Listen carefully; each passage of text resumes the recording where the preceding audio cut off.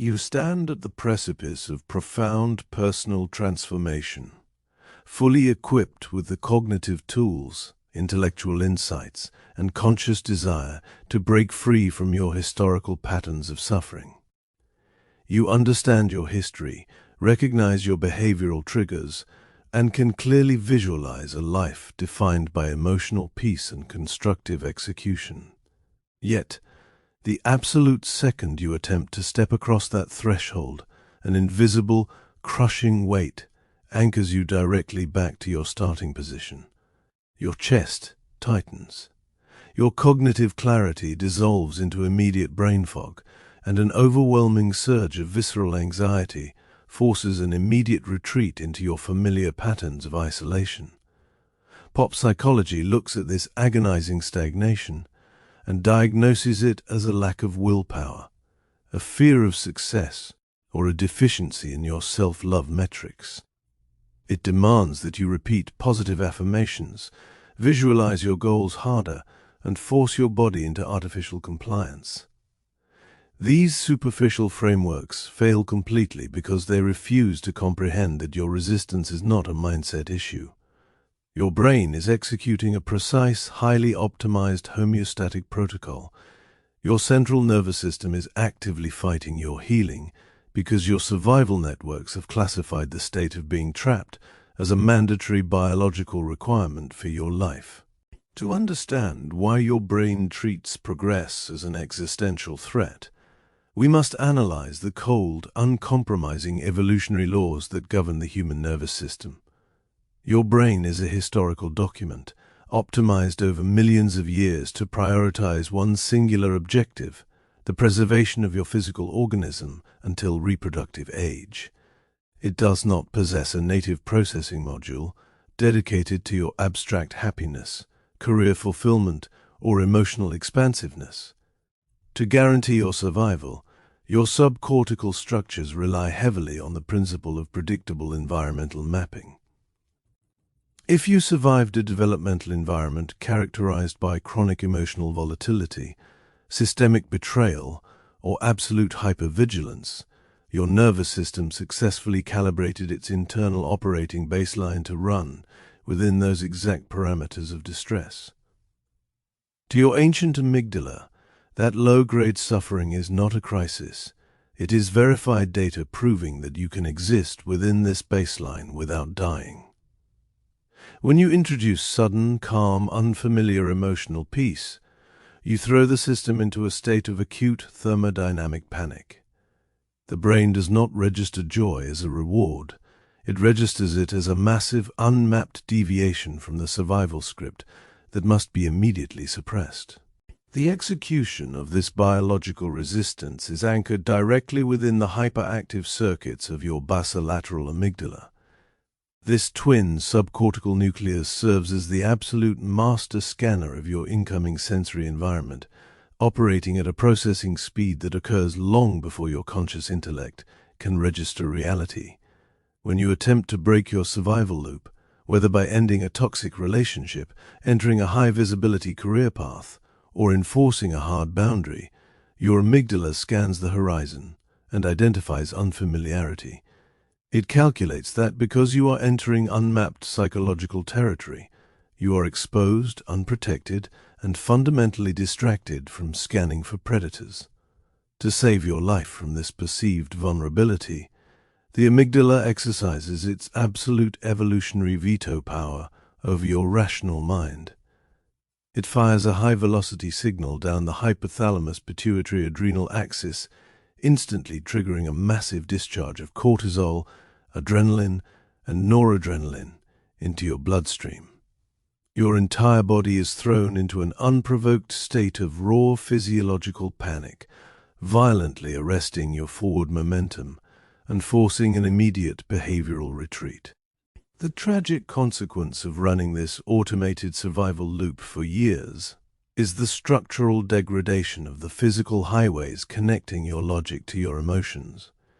In a healthy, balanced brain, the executive commands of your prefrontal cortex regulate the emotional spikes of your limbic system across a dense, highly insulated white matter tract, known as the uncinate fasciculus. This tract acts as the physical brake line that allows your rational mind to tell your body that it is safe to calm down. However, when a mind is subjected to chronic, unceasing states of threat and hypervigilance, the continuous toxic bath of stress chemistry causes a systemic atrophy of the dendrites and myelin insulation along this specific pathway. The conductive efficiency of your emotional brake line is destroyed. This creates a devastating functional disconnect. Your conscious intellect can clearly look at your immediate environment and understand that you are perfectly safe, but your frayed uncinate fasciculus can no longer transmit the electrical energy required to silence the amygdala's alarm, leaving your body permanently trapped in an automated state of physical terror. To comprehend why breaking a survival loop feels so physically exhausting, we must examine the laws of localized cellular energy distribution. The brain operates on a rigid, zero-sum metabolic budget, distributing its daily supply of glucose and oxygenated blood strictly based on immediate biological utility. When your system is locked in chronic hypervigilance, your threat detection networks remain in a state of permanent high-volume electrical consumption, known to clinical medicine as a high allostatic load. The amygdala and the sympathetic nervous system are burning through massive amounts of cellular fuel to keep you braced for catastrophe. Consequently, the high-order networks responsible for neuroplasticity, deep executive focus, and cellular repair are subjected to systemic, long-term metabolic starvation. The brain simply cannot afford the immense caloric investment required to rewire its own synapses or build new behavioral habits when it believes it is actively fighting a mortal war for survival. The loop is maintained because your brain is too energy depleted to build the exit ramp. As the survival loop solidifies across your neural pathways, a profound and dangerous inversion occurs within your brain's internal reward processing matrix. Under normal physiological conditions, your mesolimbic dopamine pathway fires to reinforce positive, expansive experiences like achievement, connection, and creation. However, when a nervous system is conditioned by years of chronic trauma or instability, the internal reward chemistry adapts to seek the only form of relief it understands, the sudden cessation of immediate threat. The brain becomes addicted to the specific neurochemical release that occurs when it successfully escapes a perceived danger.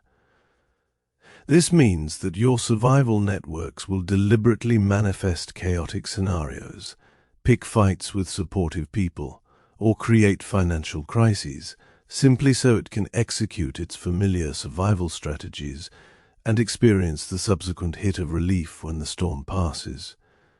You are no longer chasing happiness. Your reward matrix has been structurally inverted to chase the temporary comfort of surviving a self-inflicted disaster.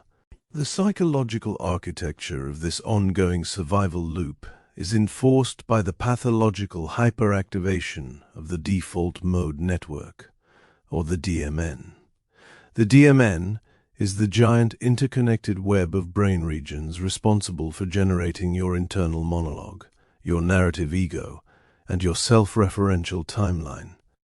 In a healthy brain, the DMN drops its activity the moment you engage in a focused external task.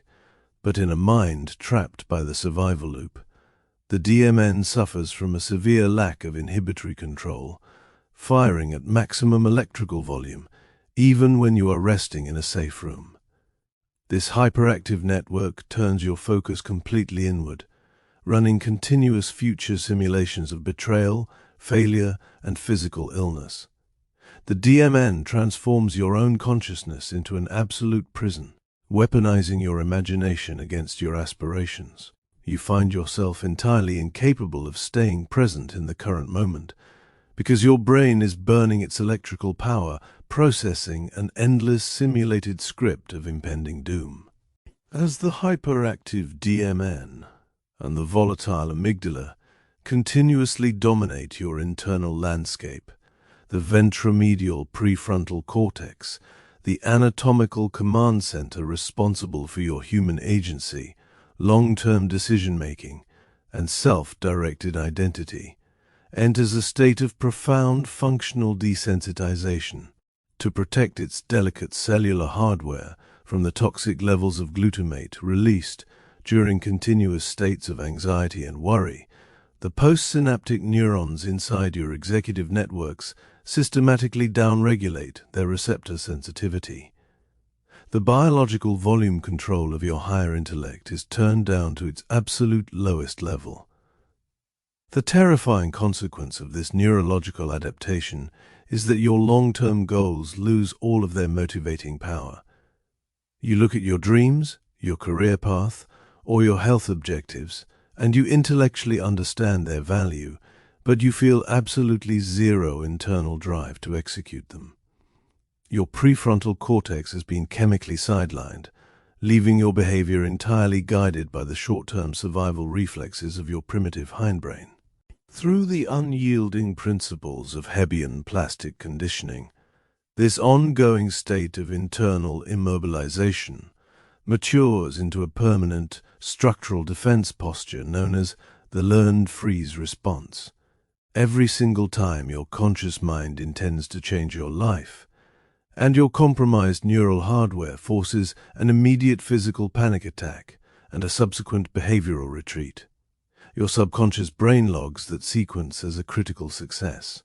It adjusts its internal models of reality to match your immobility, concluding that the freeze response was the exact behavior that kept you alive through the crisis.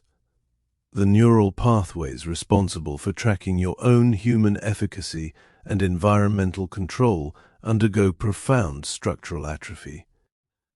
Your brain learns to treat the sensation of being paralyzed as your ultimate defensive shield.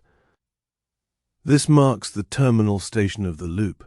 Your survival hardware has officially optimized your biology to ensure your complete immobility, transforming your behavioral stagnation into an automated, unconscious biological rule.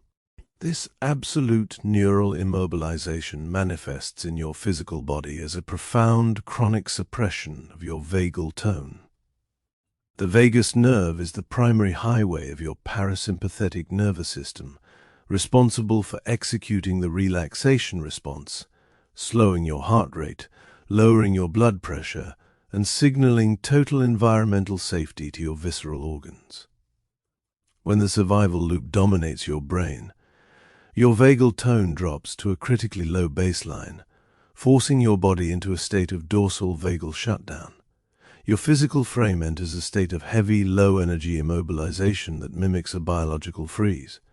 Your muscles maintain a continuous, defensive tension. Your breathing remains shallow and restricted, and your digestion is chronically disrupted by sympathetic vasoconstriction. Your body becomes a physical shield designed to insulate your nervous system from the outside world. You cannot think your way out of this state, because your physical posture and blood chemistry are actively screaming at your brain that you are under siege. When an individual reaches this baseline floor of absolute systemic immobilization, pop psychology universally prescribes the dangerous fallacy of the inspirational breakthrough. It urges you to read motivational books, wait for a sudden wave of passion to strike, or attend high-energy seminars designed to shock your mind into a new perspective. These emotional interventions fail with complete mechanical certainty because you cannot use a passing wave of inspiration to overwrite a structurally degraded uncinate fasciculus or a waste-choked prefrontal cortex. Desensitized, energy-depleted nervous system to generate intense emotional states only deepens the underlying metabolic crisis, accelerating the process of localized cellular exhaustion and ensuring that your next behavioral crash will be even more severe. Fasciculus, an interlocked survival cord, you must entirely abandon the emotional paradigms of self-help and approach your central nervous system with the cold precision of an engineer, using neurochemical scarcity to bypass your broken intentional pathways entirely. Dismantling a conditioned survival loop does not occur through a sudden cognitive epiphany or an act of forced positivity. It requires the systematic, clinical execution of absolute neurochemical scarcity.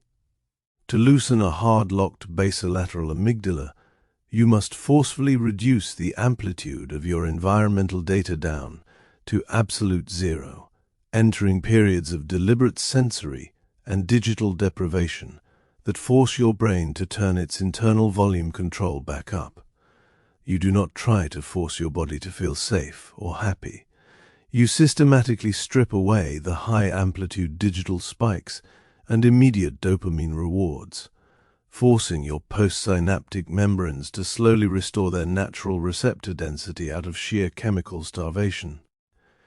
As your internal thresholds drop, the frayed uncinate fasciculus can successfully transmit executive commands once again.